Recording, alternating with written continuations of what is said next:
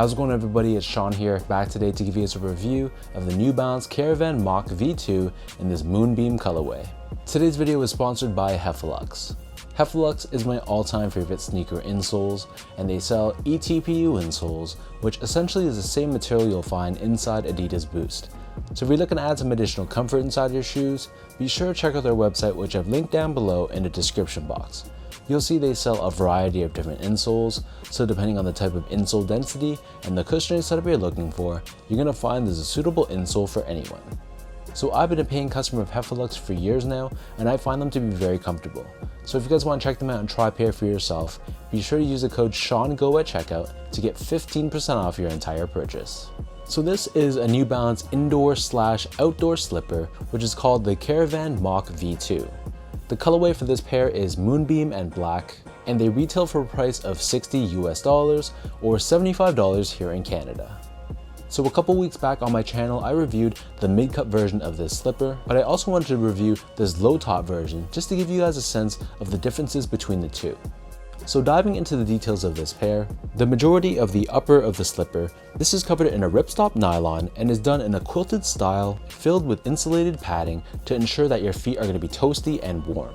This also makes it slightly water resistant as well. And then surrounding the entire bottom edge of the slipper, we have this textured synthetic leather-like material, which is done in the same tonal finish in this Moonbeam color. And you can see we have New Balance branding on the lateral side of the toe box. These slippers also come with these bungee cord laces as well, which are done in a mix of Moonbeam and black, and they intertwine through these eyelets, which are constructed in a felt-like synthetic suede material in that same Moonbeam color.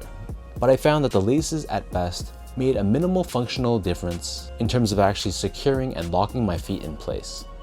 On the heel, instead of the same ripstop nylon, we have a thin elastic layer, and this is covered with a synthetic suede overlay on the back with a New Balance logo, which makes it collapsible if you prefer to wear these more as traditional slippers instead of more like a shoe. So the interior of the slipper is lined in this fleece-like material, which adds another level of warmth for your feet. And then for the insoles of this slipper, these are entirely removable, and they're a very thick layer of foam covered in this hairy fleece material on top. And unlike the mid-top version, where there was more of a substantial midsole and outsole, for this slipper, this drop-in insole acts essentially as the midsole, and there's pretty much nothing else underneath your foot. Turning the slipper over to the bottom, the outsole here is constructed out of a thin layer of black colored rubber. We do have a decent traction pattern on this, but once again it's pretty thin when you compare it to the outsole of the mid-top Caravans.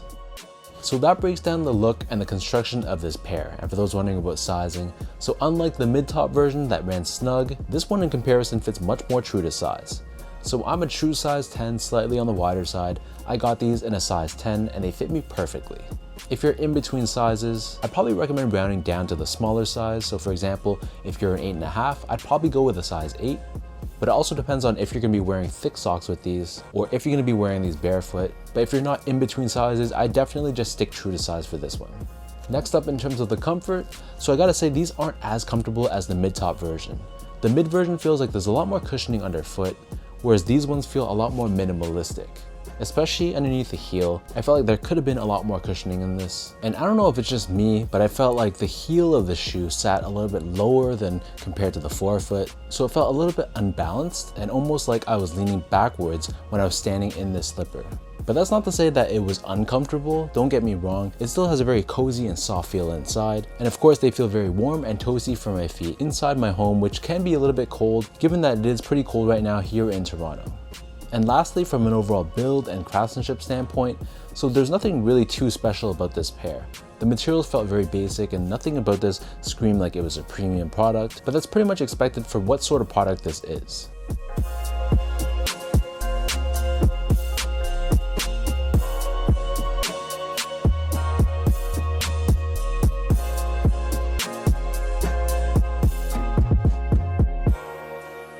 So with all that out of the way now, let's slip these on and I'll show you guys how these look on feet.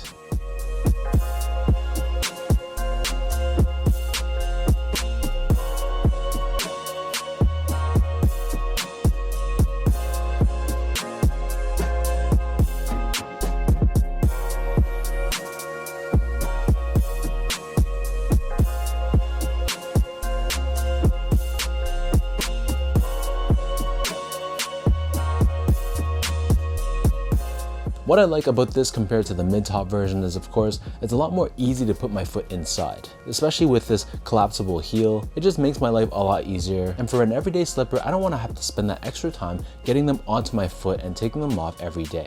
But I do have to say the mid-top version has this one beat in terms of comfort, and that pair just feels a lot more sturdy and premium compared to this one, which feels a lot more cheap. But it really depends on what your personal preference is. This definitely does the job if you're looking for a warm and toasty slipper to wear indoors and the occasional outdoor errand to drop off the garbage at the curbside. But aside from that, this would probably be more of a strictly indoor slipper. So let me know in the comment section down below what you guys think about this New Balance Caravan Moc V2. What are your overall thoughts on the design and the execution of this slipper? And is this something you guys would rock, or are you not feeling it and it's an easy pass for you? If you guys like this video, be sure to like, comment, and subscribe to my channel if you haven't yet. You can follow me on Instagram at sgo8, follow my Twitter at sean.go, and visit my website at seango.ca. So until next time, thank you everyone for watching. Hopefully you guys enjoyed this video, and I'll catch you guys all in my next review.